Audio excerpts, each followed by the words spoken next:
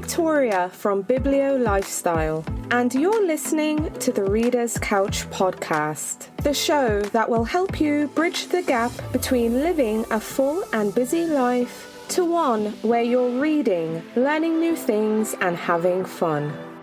In today's episode, I'm so excited to chat with author Mandy Matney about her new book, Blood on Their Hands: Murder, Corruption, and the Fall of the Murdaugh Dynasty. In Blood on Their Hands, Mandy shares her experience covering the notorious Murdaugh family murders in South Carolina. From investigating a boating accident to uncovering deeper transgressions, she finds herself falling into a web of mysterious deaths and financial wrongdoings involving the Murdaugh family. Now, I have to say, there's no shortage of Murdaugh family content or even true crime content available for your consumption. But what sets Blood on Their Hands apart is that this is an incredibly personal story. It really shares the challenges Mandy faced as a young journalist, from wanting to be an investigative reporter and tell stories that matter, to dealing with harassment, sexism, personal attacks, and threats to her safety, which really took a toll on Mandy's mental health, which she was incredibly open and transparent about in her book. Now, in this episode, we also talk about Alex Murdaugh's team and their motion for a completely new trial, and why the upcoming financial trial is incredibly important and why we should pay attention. We also touch on the Stephen Smith investigation,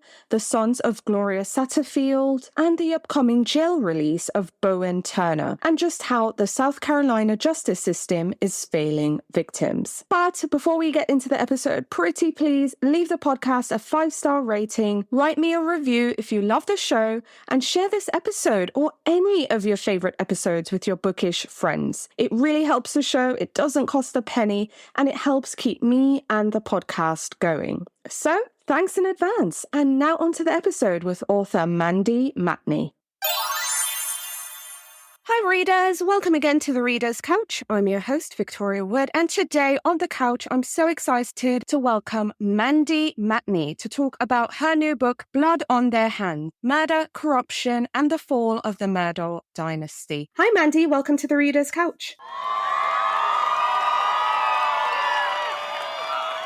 Hi, Victoria. Thank you so much for having me. I'm so excited to have you here. Really so excited to talk about your book. But before we get into it, I want to know how you're feeling. I always ask all my authors, how are they feeling now that their book is out there and available and readers can get their hands on a copy? Highly anxious and excited and just ready for it to be out there into the world. And I am lots of emotions. I got really just extremely anxious a couple days ago and realized in the last couple days, I just need to calm down. The book is done. The hard work is over. Now I just have to talk about it, which should be the easy part. So I'm ready. Yes, but I get it can be a bit difficult at times because also this is your story. It's not just a story about the family itself, but just what you've been through being an investigative reporter. And it's a lot more personal. I think of, all the content out there that exists about this family.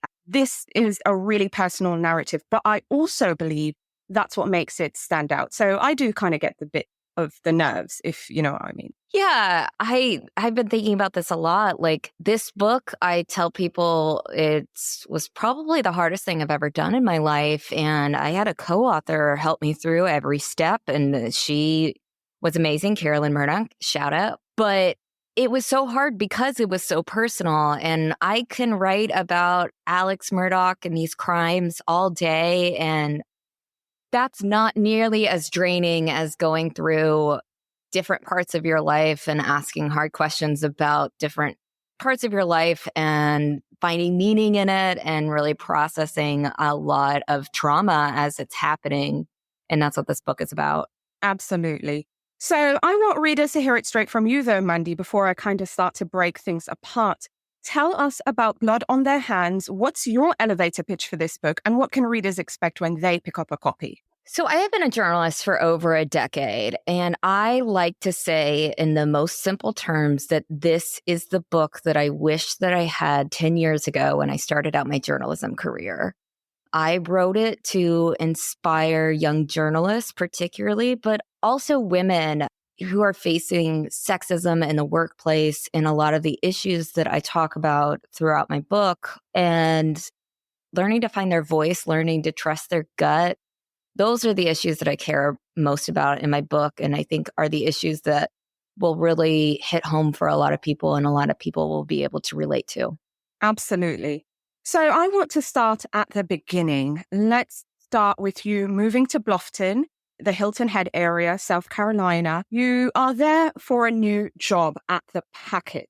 Again, young journalist. Tell me about your earlier experiences. What was that like, one, moving there for the job and just everything that was happening, pre-2019 before this whole thing kind of started? Yeah. So I was working at a paper in Illinois and I was very cold and I was really sick of winter. I grew up in the Midwest and I was 25 and I just kind of hit me one day coming home from work. Like, I am sick of winter. I'm sick of snow. I need to move somewhere where it doesn't snow. I'm sick of not being happy for 6 months of the year because it's cold outside. So I sent my resume to anybody who would take it in the Southeast in newspapers. And I ended up at the Island Packet in Hilton Head, South Carolina.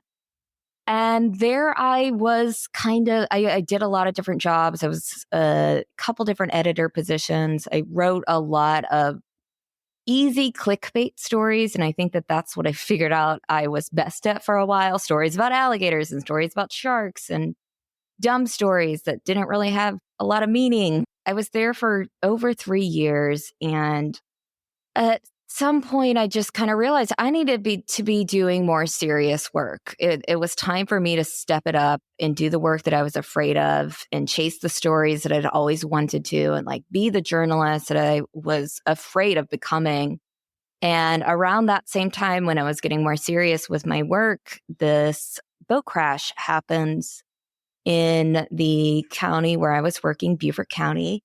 A 19-year-old Mallory Beach died, unfortunately, in that boat crash. And then I started investigating that boat crash and realizing that Paul Murdaugh, the son of Alex Murdaugh, was the driver of that boat, and hearing a lot of rumors that they were going to make the case go away and that Paul would never be charged. So at that time in my life, I wasn't very serious. I didn't have a serious career as a journalist that I had wanted to, but I just kind of realized I needed to dig my heels into the story and not stop. Absolutely. When I was reading it, I felt your desire to be someone who's writing stories that will make a difference. And I think sometimes when we think of folks who make a difference, we don't often think of our local journalist. But even in my town, I've recognized time and time how we need these on-the-ground reporters because otherwise things would kind of fly under the rug. And I feel with this Murdaugh case, which again, when it made news, as in, what do you call that now? National news, you were already deep into reporting about this. But I want to stay in 2019 when the accident happened and you started digging in. The first thing is, did you know this family's name? Again, you're new to the area, but did they have an impression on you already, 3 years in? And also, what was the response from your editors at that local paper? Because me being in a small town myself, I can see how sometimes old family names here can have a lot of sway. Absolutely. So something to know, and it's confusing. I'm in the same area as the Murdaughs, the Low Country, as we call it, but it's a different county where they're from. And it's, night and day different. Like you said, you're in a small town outside of West Palm Beach. Did you say? Yes. I'm sure West Palm Beach is significantly different from your town, yes. Where that's how Hilton Head is from Hampton. I say it's like Hampton, like stuck in time. It is a very rural. It's a more sad place, and Hilton Head is full of tourists and people who decided to move here. Whereas Hampton is full of people whose families live there their entire lives. So because of that, like separation between the two, I had heard the name Murdaugh and I had heard of their family. And I was living in the 14th Circuit where their family ruled as solicitors for almost 100 years.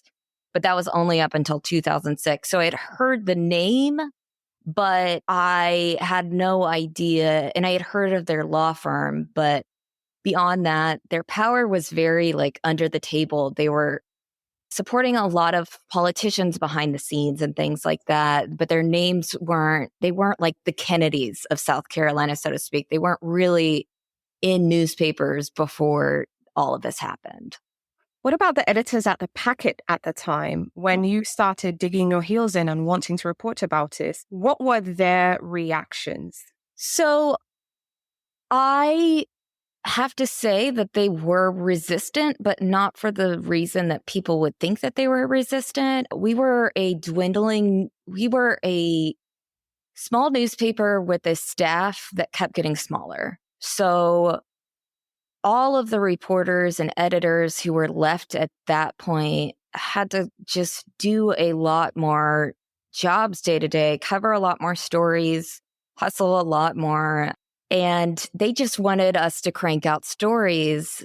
And my editors just kind of expressed being annoyed with the boat crash story because investigative stories take a lot of time that newspapers don't want to invest.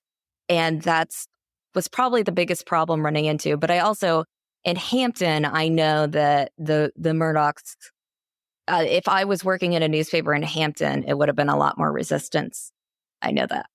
Absolutely. So now you've broken away from the Packet, you decide to do your podcast and do your reporting there. Tell me about the decision to do the podcast and what started to happen shortly after using that platform. Sure. So I continued to investigate the boat crash story and the Murdaugh family and everything in relation to that in my free time. And it was like an itch that I couldn't stop scratching. I just kept digging into it. And I was a little obsessed with that story for 2 years. And in the middle of that, in June of 2021, 2 members of the family that I had been investigating for the past 2 years were suddenly murdered and found dead, shot, and killed on their property in Moselle, called Moselle, a 1,700-acre hunting property, very rural. It was a very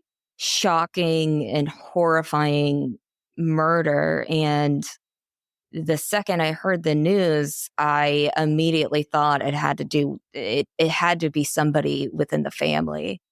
Because of everything that I knew and how much I had investigated up until that point, I knew that this story was extremely complicated. I knew the Murdaughs were a lot more powerful than they tried to lead people to believe that they were. I knew that there was just a lot of things to explain because at that point it had taken me 2 years to really get a good grasp on the Murdaugh family and the deaths associated to them.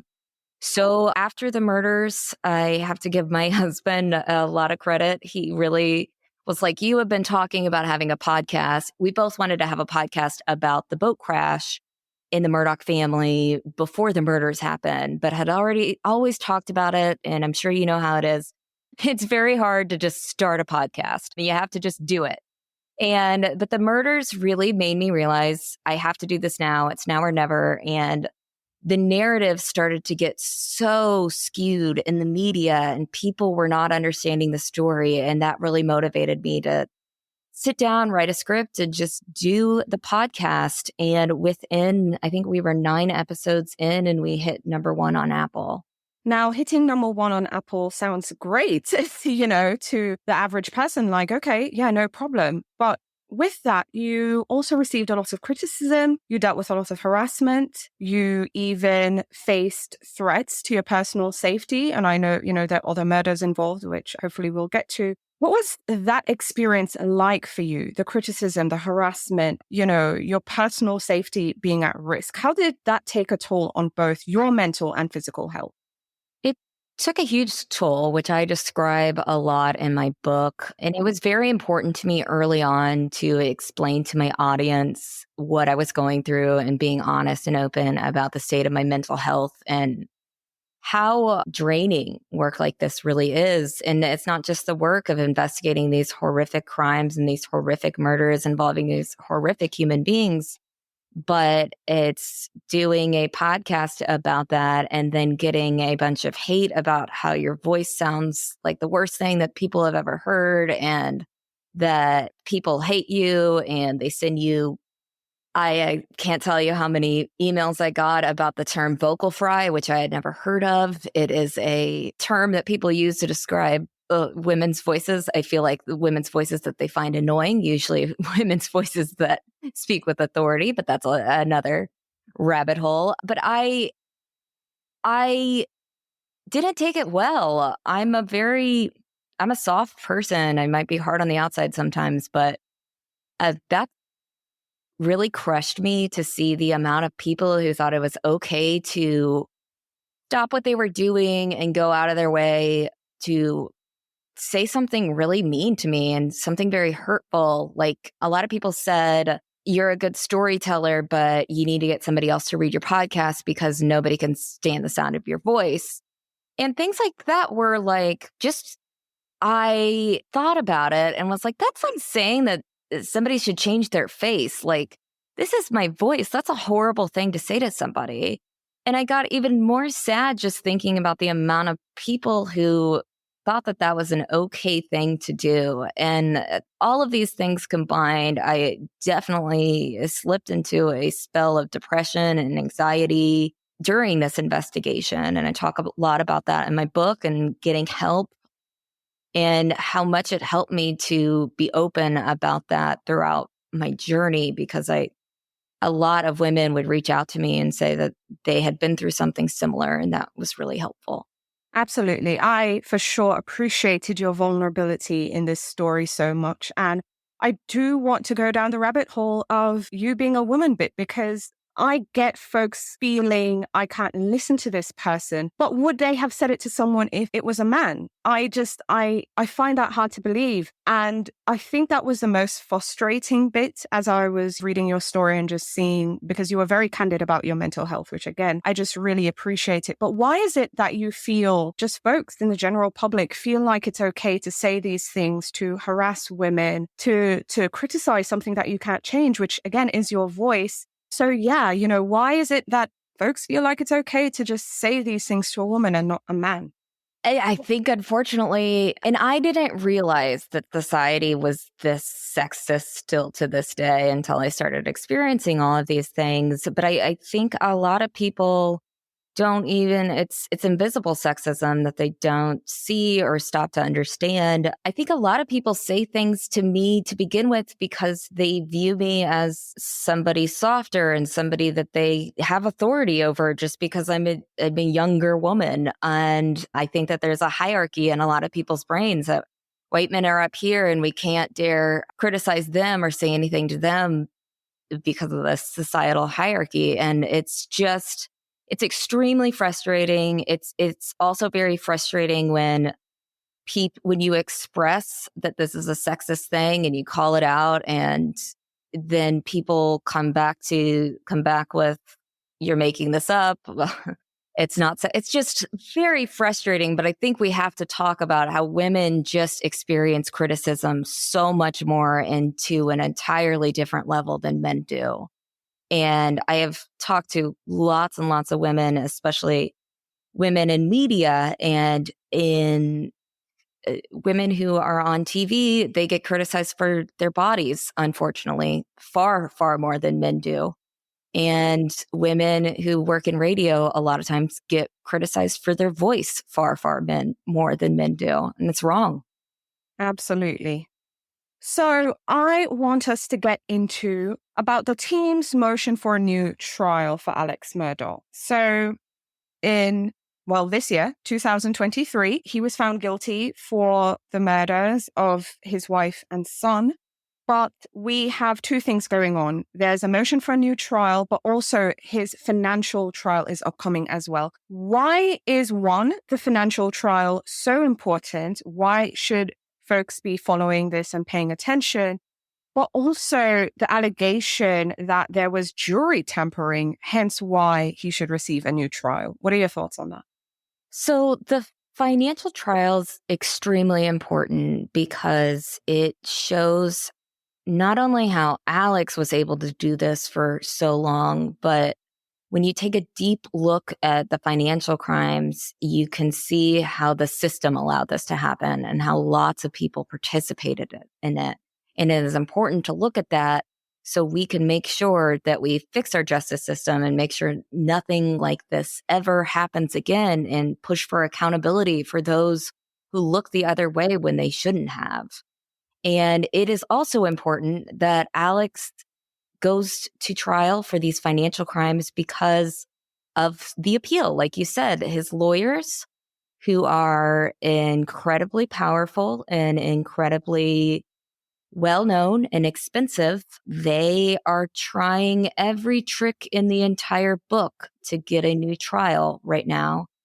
And they currently are in the process of accusing Becky Hill, who was the clerk of court, of jury tampering in that process that they're trying to get Alex a new trial. Their entire goal is to get Alex into federal prison instead of state prison because federal prison is much more luxurious here in the United States. Absolutely. I'm wondering if this is just all a charade. They're just taking us around in circles, but ultimately the goal is they want what's best for him, but without care or thought, in my opinion, for the victims themselves, one of which is Gloria Satterfield, who died, and her sons, Brian and Tony, because this could be incredibly helpful for them, the financial trial.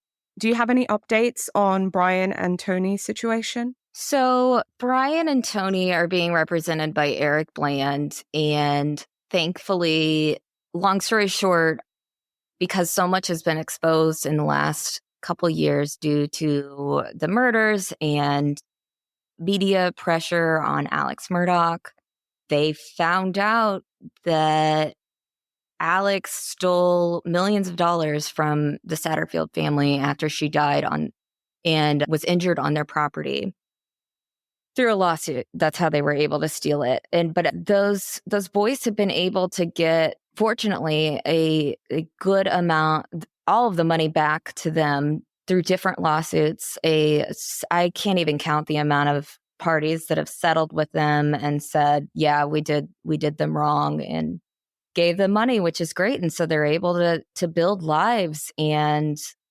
they are extremely sweet people. And I cannot imagine how Alex was able to steal from them. They're just really great two people. It's really sad, that whole state of things. It's quite interesting now. Some folks are reverting, but again, it just goes to show that sometimes if you have someone with more power and there's that power imbalance, things are always going to go in their favor. Also, there's Stephen Smith. That situation dates back to 2015. He was found dead in Hampton County. It was a rural road and was found on the roadside. Do you have any new information in the ongoing Stephen Smith investigation? I have been told that SLED is making progress, but that's been a while, and that case is the one that haunts me the most, that it's unsolved. The Satterfields at least were able to get some sort of accountability through lawsuits, and they were able to get people to at least admit that they did them wrong, and they will get more accountability also through the financial trial, which that's another important reason why that trial needs to go through. But the Smith family has nothing at this point. They've not gotten any answers. The biggest bit of progress in 2021, a couple weeks after the murders, Stephen's case was cold at that point, and SLED, the investigating agency of the Murdaugh murders, announced that they were reopening Stephen Smith's case due to something that they found during the Murdaugh investigation. They still have not said what that was, and we haven't had updates, and it's been over 2 years. And that's something that I really hope with my book, Blood on Their Hands, that focuses a lot on Stephen's story and my relationship with Stephen's mother.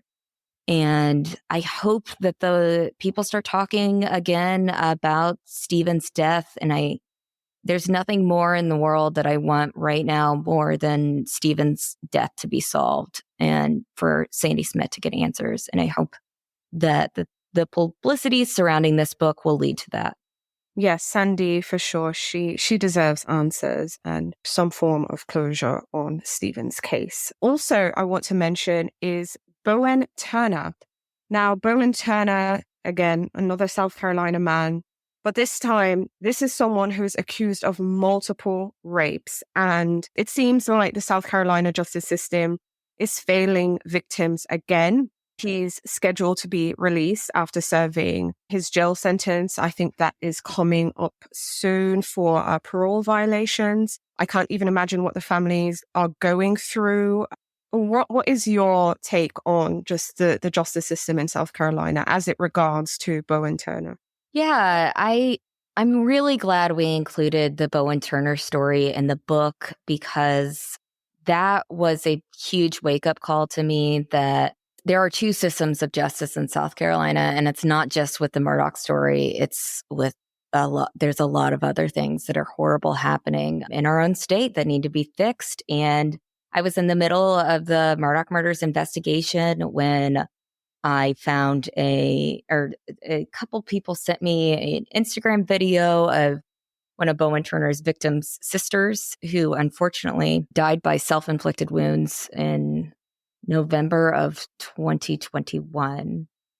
And after she was allegedly raped by Bowen Turner. And a few months later, essentially prosecutors and the very expensive defense attorney, who was also a state senator, and that's another problem we have in South Carolina. A lot of our lawmakers moonlight as lawyers and defense attorneys, and they use their power to swing these deals with prosecutors. And we have uncovered these lots of cases like this. But Bowen was accused of raping 3 women, and he ultimately got a sweetheart deal of just probation. And that was in 2022. We decided to dig our heels into the story and really do everything in our power to make sure that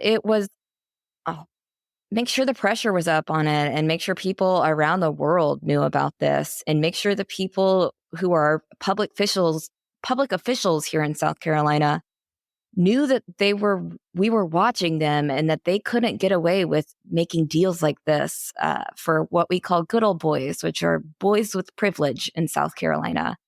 And due to all of the pressure and everyone watching him, I think, and Bowen Turner was arrested for violating his probation and drinking a few weeks after our podcast went out on him. And that was last year. But he was sentenced to over a year in prison because of that violation. And he is set to get out of prison in November next week. And I have gotten to know specifically Dallas Stoller's family. And they are, again, just the nicest. And not only nice, but they care about fixing the system so much, because they have figured out that what happened to them could happen to anyone.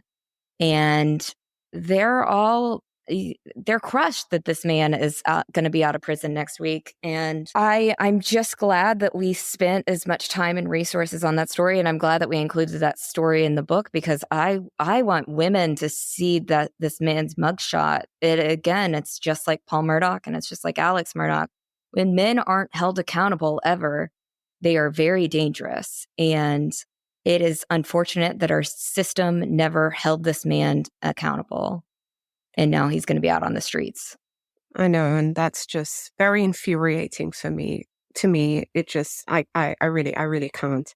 Getting back to Alex Murdaugh, but just because I'm even thinking about this as it applies to Bowen Turner as well. But more people know the name Alex Murdaugh than they do Bowen Turner, I feel. Mm-hmm. What is it with, people, the media, and just everyone? Why is it that they get so obsessed when this happens? Because, I'm here in Florida. I think we have all problems down here too, just like South Carolina. And I remember when this really hit the national news big, I was rolling my eyes. I was just like, yep, another one. But why is it in general? People are so obsessed. The media is so obsessed. I feel like we glorify these folks. And I feel if Alex was, say, a Black man, or even if he was still a white man, but someone with less means, the situation would be different. And by means, I mean finances. Oh, absolutely. And I 1,000,000% agree with you. And I do believe that a lot of the media covering this right now is purely doing it because of clicks and hype. And it's a very loaded question, but I'm going to try my best to answer all of it. First of all, I think the media is extremely lazy, and I have noticed this time and time again. There are cases like the Murdaughs across the nation that are just as horrible and fascinating, and with systemic issues attached to them, with corruption, that journalists need to be exposing those things. But I think that ultimately a story like Alex Murdaugh comes out and media just immediately realizes that it's an easy grab. And so they can turn around stories very quickly. And I've been a reporter that's just under pressure to turn around stories. And you got to get the clicks. You got to keep up the page views for the website. And reporters, unfortunately, have that mindset too much. So that is why it's very frustrating to me that, and I get it, like the story has been told to exhaustion. There are so many podcasts, there are so many documentaries. And I think it's just because these like documentary companies, especially, they know that there's an audience there and that most of the work has been done for them. It's much harder to get a bunch of tips and collect it into a story and then figure out if there's an audience there and do all of that investigative work. And it's just unfortunate that that's the state of media right now. But also, I am with you in the fact that, unfortunately, he was a powerful white man that people saw that, like, he looks like a lot of people's dads. And nobody wants to think that, like, somebody that looks like their dad could be this murderer who steals from grieving families and did all of these horrible things. And people give him the benefit of the doubt where they would not give a person of color or a woman or anyone that doesn't look like Alex Murdaugh. I'll put it that way. And it's absolutely horrible. And I still see to this day people still being a little nicer to him than I think that they would a defendant of color or a woman, a person of color, I should say. Absolutely. And what's funny is I think they would be way harder on a woman, even if they look like everyone's mom. I'm just saying, like, you're absolutely right. There is something where I wish that there was I just feel like people inherently, it's just probably the patriarchy, man. Like there's this inherent hatred of women, and it's just so much easier for people to hate on women than it is to hate on men. And it's horrible. Women, and because of that, women feel like they have to be absolutely perfect to put themselves out there and to put their stories out there. And I hate that. Yep, I don't like it one bit either. Now, your book, Blood on Their Hands, I have to say, again, there's so much murder-related content out there, from websites, podcasts, just social media, everything. But I encourage readers to give this one a go because it is a personal story, and this is what makes it stand out. But in an ideal world, what are you hoping readers might feel, or what they might think, or what they might learn or understand after they've turned the last page of Blood on Their Hands? What are you hoping for? I hope they feel inspired. I hope that that's the one feeling that I was aiming for while working on this book. I want people to feel motivated and inspired, and people to see my story as someone who just a few years ago really didn't have direction, they can read my story and see all the things that I struggled with and to see where I was just a few years ago, that if you trust your gut and if you surround yourself with good people who will support you and help motivate you, and to just keep going and to do the thing that they're afraid of doing. That's what this book is really about. This investigation was something I was terrified of doing, and I always wanted to be this type of journalist, but never was. And I think that a lot of people can relate to that. And I hope that they get a better understanding of the work that is involved with these investigations and the behind the scenes stuff involved in true crime that they wouldn't think about otherwise. Yes, I hope it will be inspirational, like you said, motivational, but also insightful into the world of journalism, just all the work that goes on behind the scenes. But again, just, giving them that extra push to say, hey, if there's something you want to do, you can do it too. Mandy, thank you so much for coming on the show and speaking with me. It's been an absolute pleasure. Thank you so much, Victoria. It was your voice is very soothing, but you're a very positive and kind person. So I appreciate that. Oh, thank you. That means a lot.